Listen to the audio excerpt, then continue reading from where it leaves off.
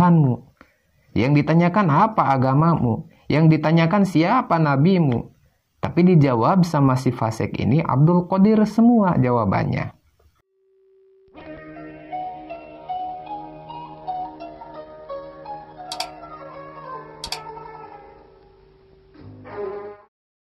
Assalamualaikum warahmatullahi wabarakatuh. A'udzubillah bismillah alhamdulillah. Allahumma salli ala sayyidina Muhammad wa ala ali sayyidina Muhammad. Para dulur sadaya yang dimuliakan Allah subhanahu wa ta'ala, mudah-mudahan kita semua selalu dalam lindungan Allah subhanahu wa ta'ala.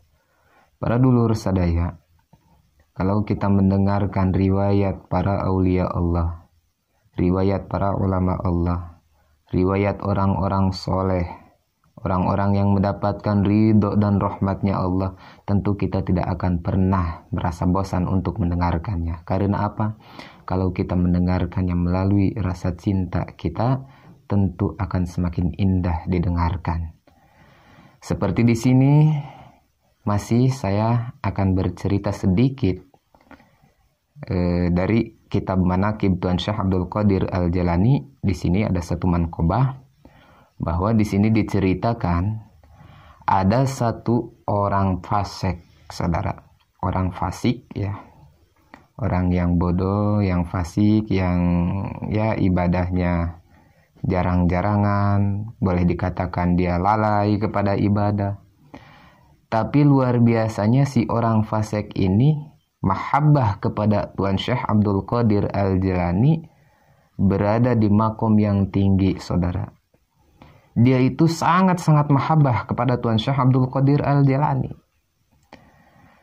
Setelah beberapa waktu, sekian lama orang tersebut meninggal dunia. Si fasik ini meninggal dunia. Ketika si fasik meninggal dunia, dikuburkanlah. Nah, ketika dikubur, si fasik ini ditanya oleh malaikat Munkar dan Nakir. Ketika ditanya oleh malaikat Munkar dan Nakir, si fasik ini hanya punya satu jawaban, saudara. Ketika Munkar dan Nakir datang, "Man Rabbuka?" kata Munkar dan Nakir. Si fasik ini cuma menjawab, "Abdul Qadir Al-Jalani." "Wa ma nabiyuka?" "Abdul Qadir Al-Jalani." "Wa ma imamuka?" "Abdul Qadir Al-Jalani." Sehingga pada saat itu Munkar dan Nakir pun, loh, kok jawabannya Abdul Qadir semua gitu? Padahal yang ditanyakan siapa Tuhanmu?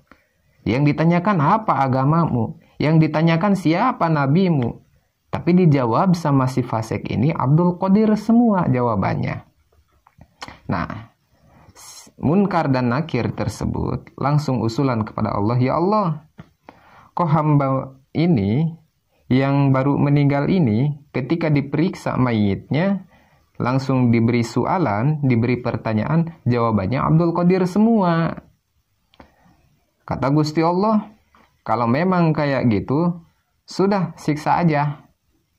Nah, begitu mau disiksa, si orang fasik tersebut oleh Munkar dan Nakir, datanglah Sayyid Abdul Qadir Al-Jalani pada waktu itu. Ketika datang, kata Tuan Syekh Abdul Qadir Al-Jalani, "Jangan disiksa, ini orang adalah muridku," kata Tuan Syekh Abdul Qadir Al-Jalani. Munkar dan Nakir melihat Syekh Abdul Qadir Al-Jalani datang, langsung usulan lagi kepada Allah. Kata Munkar dan Nakir, "Ya Allah, mau disiksa tapi Abdul Qadirnya datang." Kata Gusti Allah, "Ya udah, siksa aja semuanya." Ketika mau disiksa, nah, langsung saja ditangkis sama Tuan Syekh Abdul Qadir Al-Jalani. Gadanya malaikat itu diambil, sama cemetinya malaikat itu diambil sama Tuan Syekh.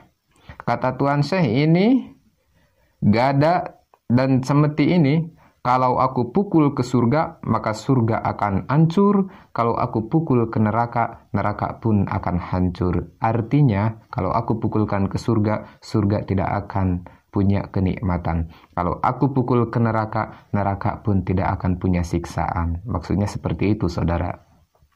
Pada saat itu, Munkar dan Nakir pun nggak bisa itu ngelawan sama Tuan Syekh itu.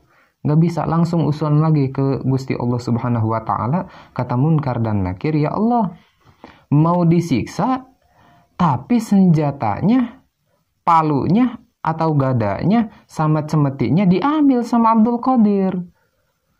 Kata Gusti Allah, ya udah gini aja. Abdul Qadir itu adalah hambaku. Dia adalah kekasihku. Orang tersebut yang tadi mau kamu siksa itu, memang dia adalah orang fasik, tapi wasilah dia cinta, mahabbah ke Syekh Abdul Qadir Al-Jilani, mahabbah ke Abdul Qadir, sudah bebaskan saja.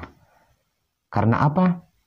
Karena arah-arah kita melihat Abdul Qadirnya, bukan melihat orang yang fasik tadi. Intinya apa, saudara?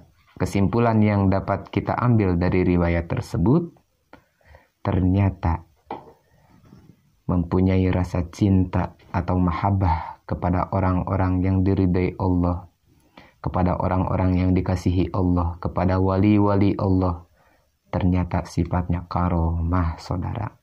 Karomah.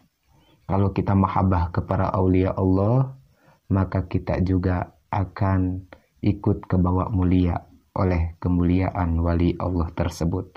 Kalau kita cinta kepada para habaib, maka kita akan kebawa mulia oleh kemuliaan para habaib tersebut. Kalau kita cinta kepada para ulama Allah, maka kita pun akan ikut kebawa mulia dengan kemuliaan para ulama Allah. Maka dari itu, para dulur sadaya, yuk dari sekarang saya nggak akan bosan-bosan untuk mengajak dulur sadaya, khusus yang mendengarkan atau melihat video ini.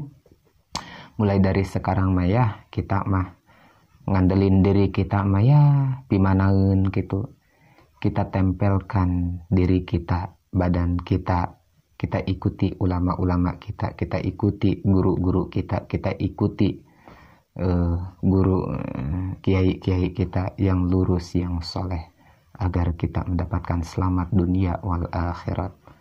Oke, mungkin hanya itu saja yang dapat saya sampaikan. Kurang lebihnya mohon maaf. Wabillahi taufiq wal hidayah. Assalamualaikum warahmatullahi wabarakatuh.